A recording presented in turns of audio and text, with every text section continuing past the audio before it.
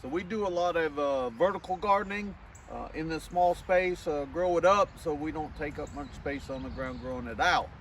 So what we're going to do is we have spaghetti squash in these two spots, and then we have butternut squash in these two spots.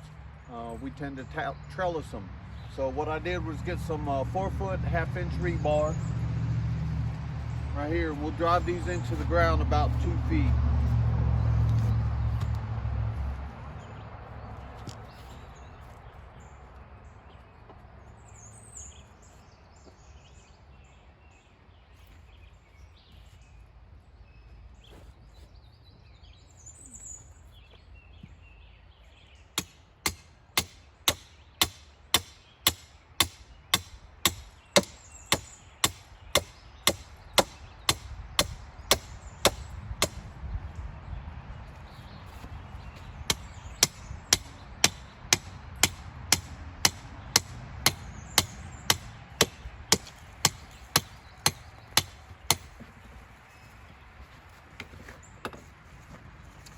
And what we did was made a frame of a 1/2-inch conduit and attached a cattle panel, half of a cattle panel to it with zip ties.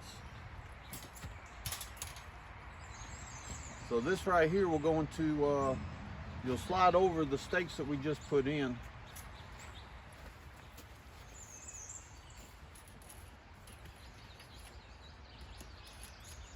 Two people definitely help.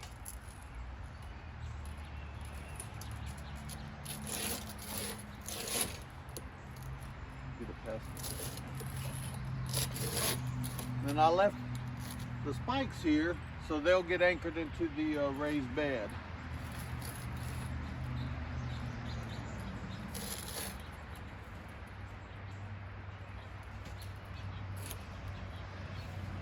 And there you have it. It's nice and sturdy, shouldn't go anywhere. What I tend to do is as they start to vine up, I'll kind of weave them in and out around as they go so they just don't grow up. Utilize the space that you have, let them intermix with each other, and that's basically it.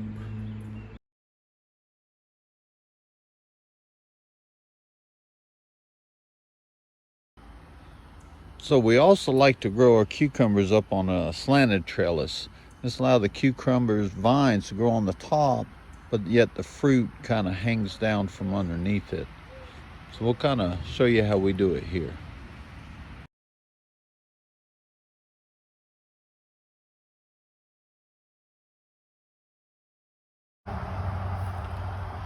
So once again, we just used candle panel.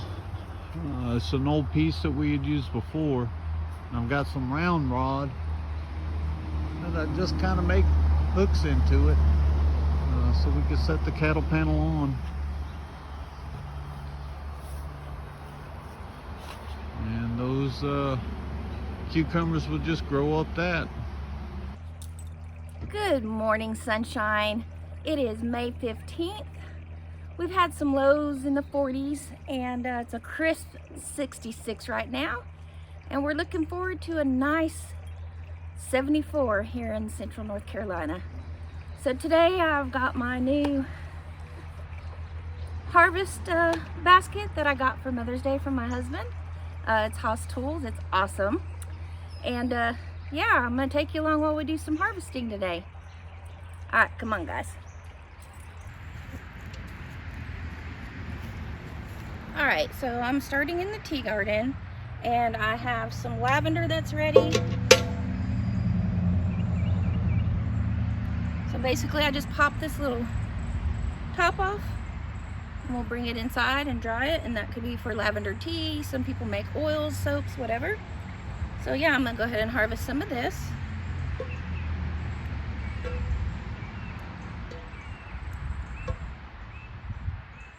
And generally, once you start pulling the flowers off, it's gonna tell the plant to start making some more. So it's beneficial. Anyway.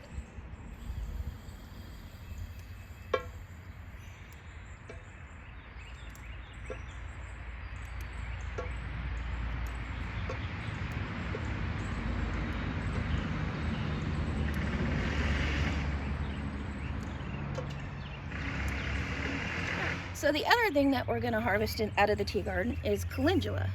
Now this is second year calendula. It was planted last year. With it, you wanna try and do it in the morning is the best time.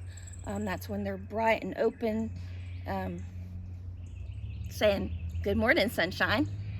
So what you do with those is you wanna find them when they're about like this, and you just pop their little heads off. And again, you'll just bring it in to dry it.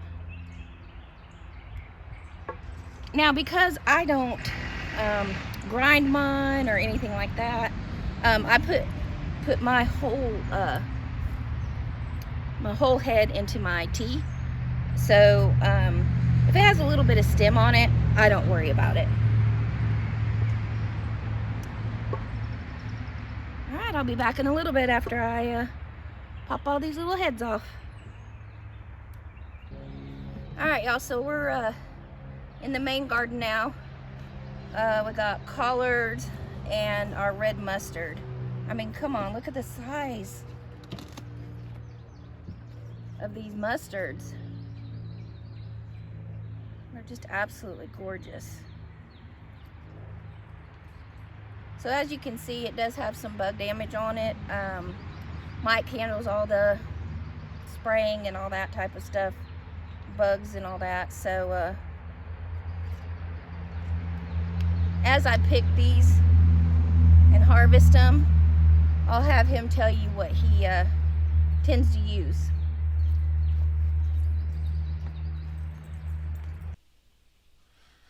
So we tend to use neem oil, spinosad, and BT as our main pest control. I'll usually rotate on a 3-week cycle. I'll do neem oil all the time, every week, with BT mixed in 1 week, then with spinosad mixed in the next week, and then with Dr. Bronner's Castile soap, it's a peppermint, I'll do that for the 3rd week. All right, so as you can see, I am done harvesting what I wanted to get from the collards and the mustards, and believe me, that harvest basket over there is plumb packed. All right, moving on to the next one. So we're over here at the turnip bed. On this half here, we did the purple top turnips, and then down here we did the little small baby turnips, I guess you would call it.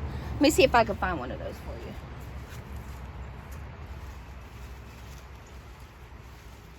Okay.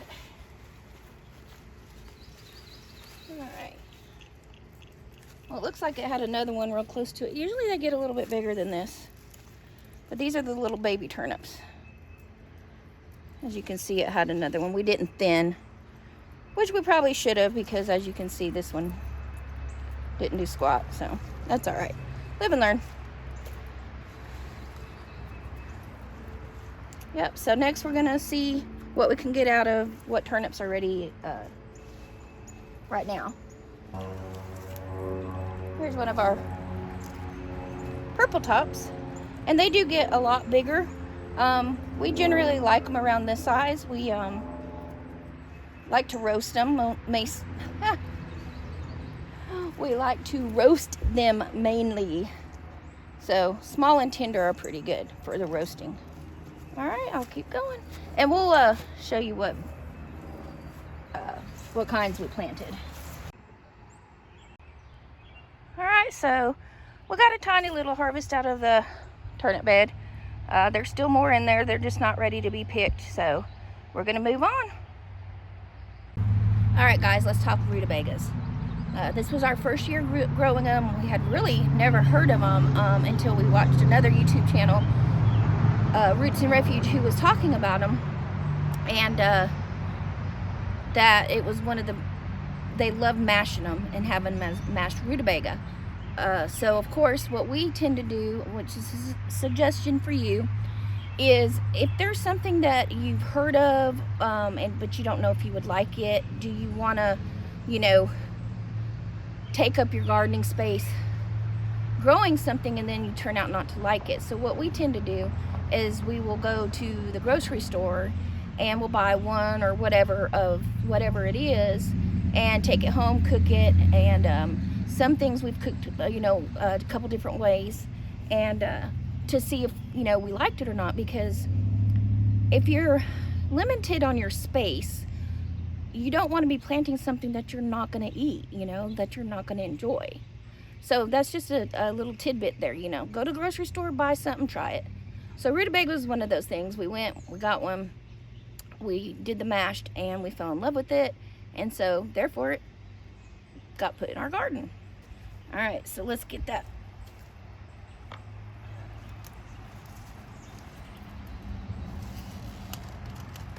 Maybe if I can get it out. I'm gonna have to get Mike over here. Holy rutabaga. Wow. Like, really. Wow. Thing is ginormous. Let's get her cleaned up and we'll put her in the basket.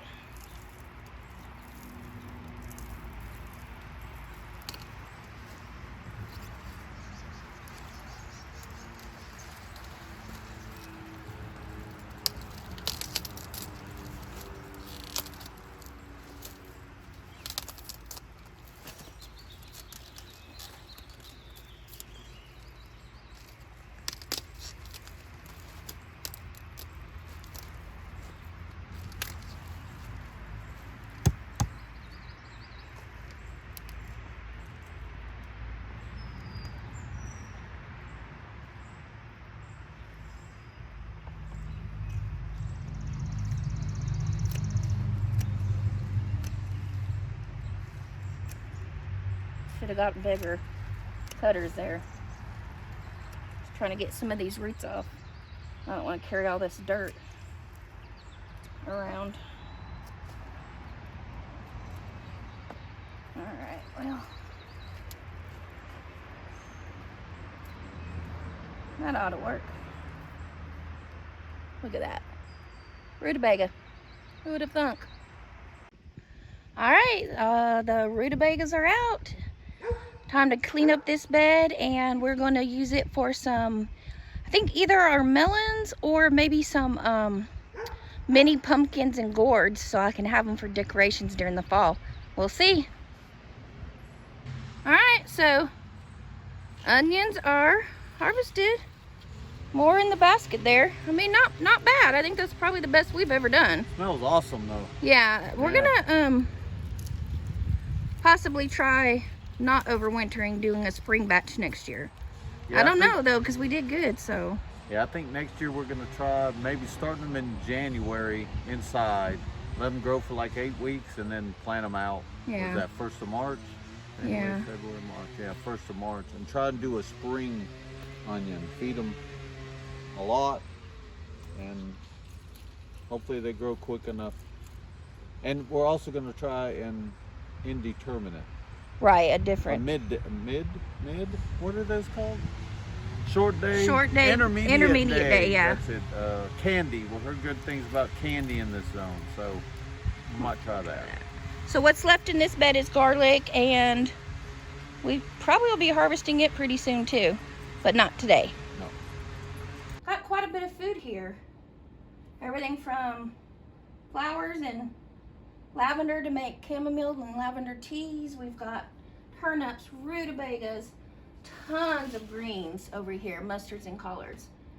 And then our onions. Well guys, thanks for joining me today. This day of harvest in the middle of May.